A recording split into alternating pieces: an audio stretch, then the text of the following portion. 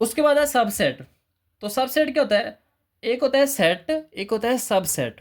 Set एक बड़ा होता है और सबसेट छोटा होता है। सब का मतलब होता है छोटा। तो every element of set A is element of set B. Suppose करते हैं कि हमारे पास दो सेट हैं, एक ए है और एक बी है।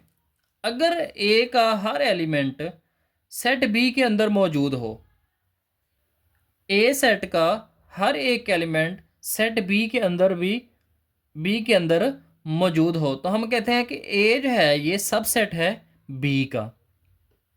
क्या मतलब है इसका?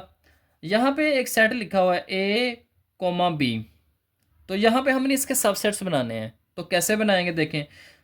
एम्प्टी सेट पहले आपने बनाना है क्योंकि ये हर सेट का सबसेट होता है।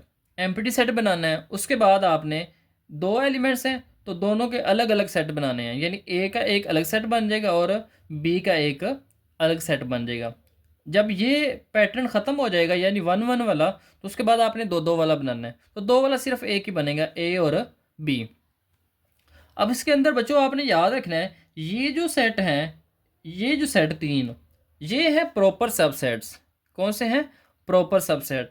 और ये जो इसके बराबर है, यानी ये वाला एग्जैक्टली दोनों सेम है, इसको हम कहते हैं इम्प्रॉपर। क्या कहते हैं? इम्प्रॉपर। अब ए का हर एलिमेंट बी के अंदर मौजूद है, यानी ए सबसेट है बी का। लेकिन आपने ये भी बात याद रखनी है कि बी जो है ये सुपर सेट है ए का। यानी ए सबसेट है बी का, लेकिन जो बी है वो सुपर सेट है किसका भला? ए का। तो इसको हम किस तरह से सुपर सेट को लिखेंगे? सुपर सेट लिखेंगे हम कि बी इज अ सुपर सेट ऑफ ए। ए बी का सबसेट है, यानी ए बी का छोटा सेट है, लेकिन जो बड़ा सेट है वो सुपर सेट है किसका भला? छोटे सेट का। अब उसके बाद आता है proper subset. If A is a subset of B and B contain at least one element that is not an element of A. अब ए बी का सबसेट हो और बी के अंदर कम से कम एक ऐसा एलिमेंट हो जो कि ए के अंदर मौजूद ना हो, तो हम कहते हैं कि ए जो है वो प्रॉपर सबसेट है बी का। फॉर एग्जांपल, जैसे यहाँ पे एक सेट में लिख रहा हूँ 2,3। इस तरह से बी एक और हमारे पास सेट है जिसके एलिमेंट्स हैं 3, 2, 4।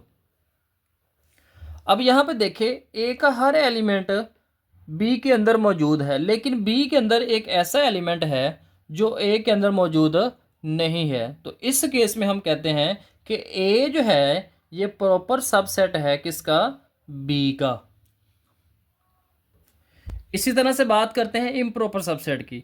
अगर ए सबसेट हो बी का and A is equal to B, A B का सबसेट भी हो और दूसरी कंडीशन क्या है? दोनों बराबर भी हों, then A is an improper subset of B. जैसे हमने इसके अंदर देखा था कि ये वाला जो सेट था ये दोनों इक्वल हैं, ये इसका सबसेट भी है, यानी ये वाला जो सेट है ये इसका सबसेट भी है और बराबर भी है। तो ऐसे सेट को हम इम्प्रॉपर सबसेट कहते हैं।